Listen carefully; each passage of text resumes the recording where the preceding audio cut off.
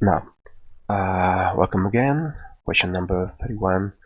The price line in the two consumers and two goods Cobb-Douglas case is the unique straight line that goes through both allocations W and E. No, no. Um, well, no. Yes, of course. Sorry, I was thinking that the question was about the Pareto set. Sorry. The price line, of course. The price line goes from W to E because it's the set of points that could be achieved by that price. Okay, they agree, and one of those points is E, so it's true.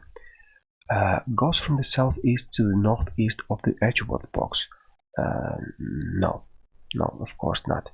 It could go, yes, it could go, but it's not confirmed always that it goes from one of these corners to the other one.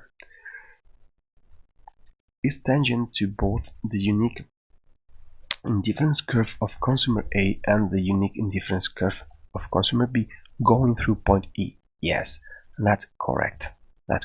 And be careful with the questions about the price line. Okay, my mistake was that I thought it was I was asking about the Pareto set. Okay, then the price line here is this straight line going from W to E and is tangent to the indifference curves that are touching tangentially to each other at point E. Okay, so D.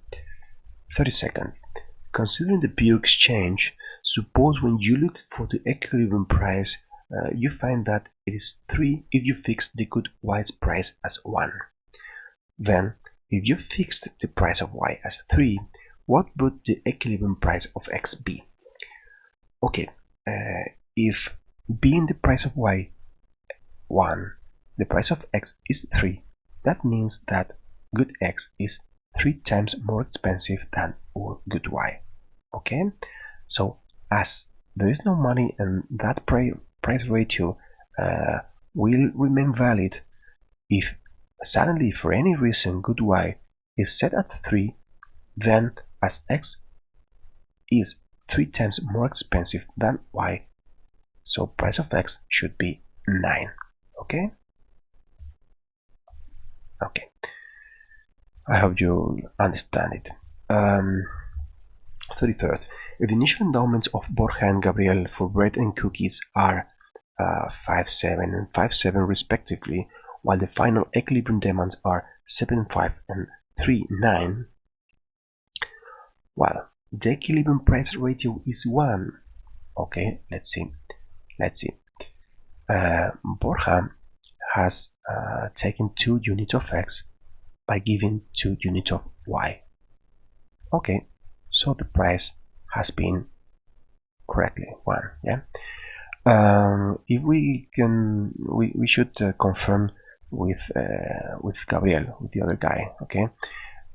Borja has received 2 units of X given here by Gabriel, and Borja has given Gabriel 2 units of Y. Yes, Gabriel has received 2 units of Y. So perfect. The equilibrium price ratio is 1, not 2, not 1/2, and of course that final equilibrium is possible. Then easily is answer A. Sorry, A. Then the price line. The price line can't intersect any indifference curve. Well, of course it can intersect. Remind that there are infinite indifference curves. So any line through this Edgeworth box will cut indifference curve and thousands of indifference curves. So the straight line here, you can see that cuts these indifference curves. So A is of course not correct. B. The price line is the line at the edge of the box through which the exchange of goods is made, not be made. Is made. Yes, of course. Of course, I've told you many times. Is tangent to the optimal indifference curves for both consumers. Yes, yes, and we've seen some questions ago. Okay, the previous video maybe, or even in this one. 35th.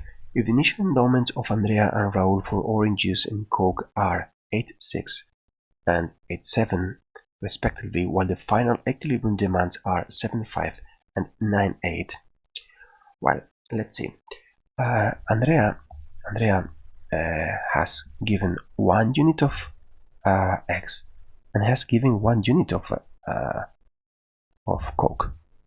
So this is not possible.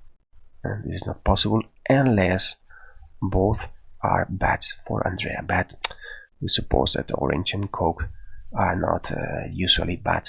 Okay, so this is not possible. We should mark then D. Okay, be careful with such equations.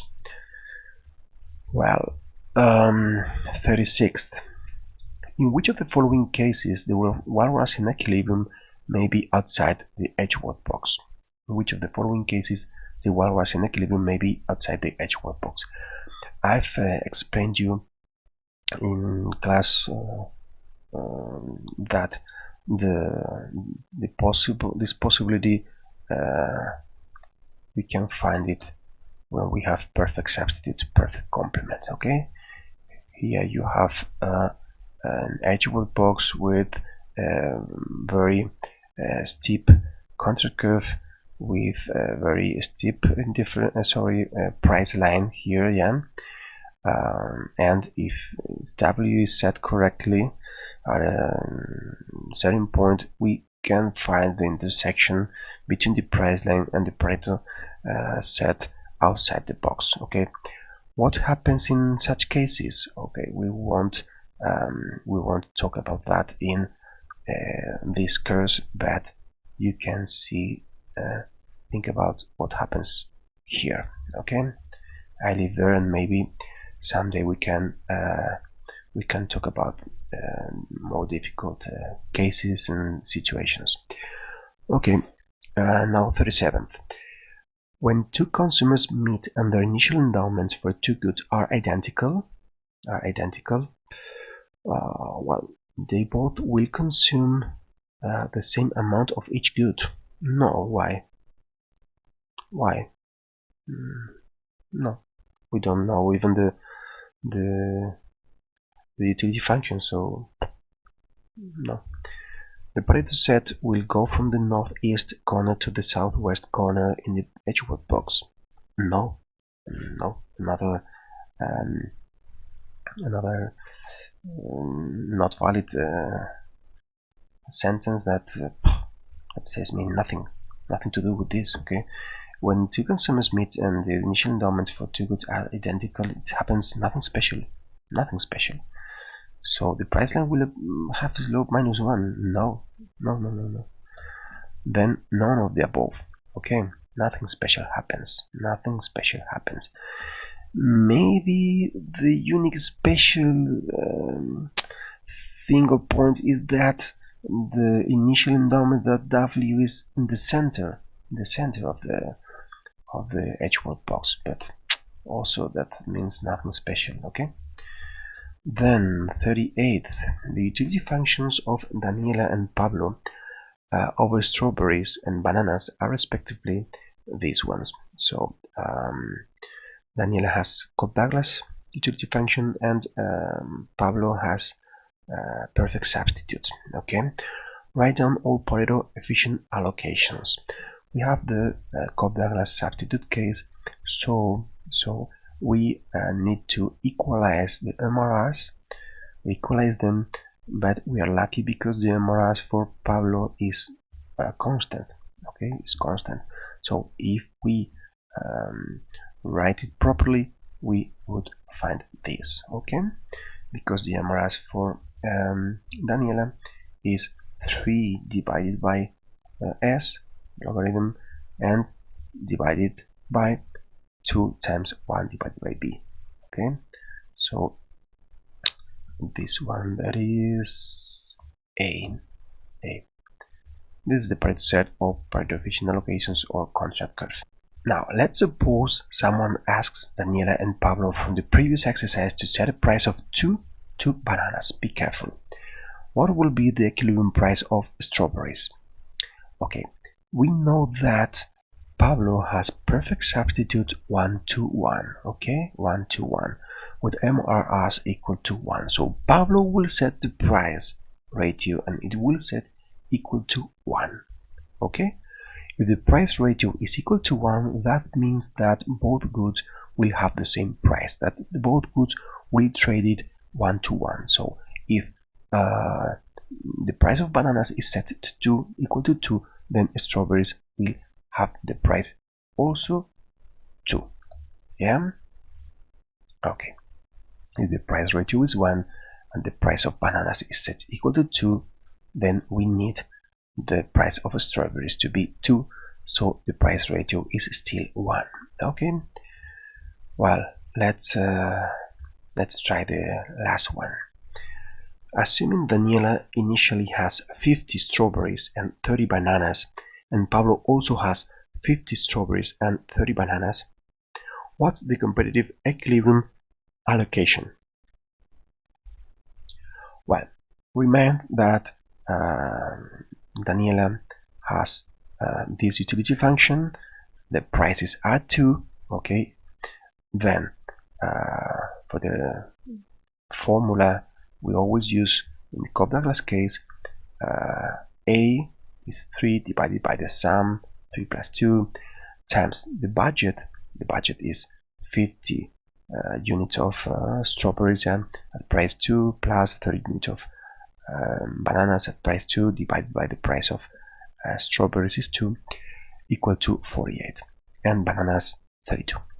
Well,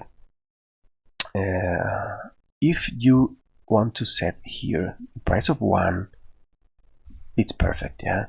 It's the same setting 2 and 2 or 1 and 1, so you can try at home writing here 1, 1 and 1, and you can see that you can take out the common factor and it goes with the 2 here in the denominator, so we could use 1. And from the market clearing conditions, because Pablo has perfect substitute and his demands are impossible to use properly, then we go to the market clearing condition, and as there are 100 units of strawberries and Daniela demands 48 of them, Pablo will carry 52. And as Daniela demands 32 units of bananas, then Pablo will carry 60, that is the total supply, minus 32, 28. So the correct one is C, and we've finished this beautiful unit, is unit 7. As you can see, there are many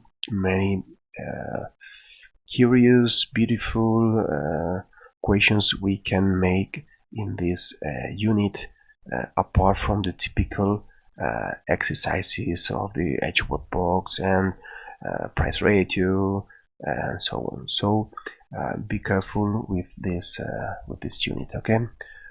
Okay, I hope you've enjoyed this this unit, this test, and okay, let's see soon. Bye bye.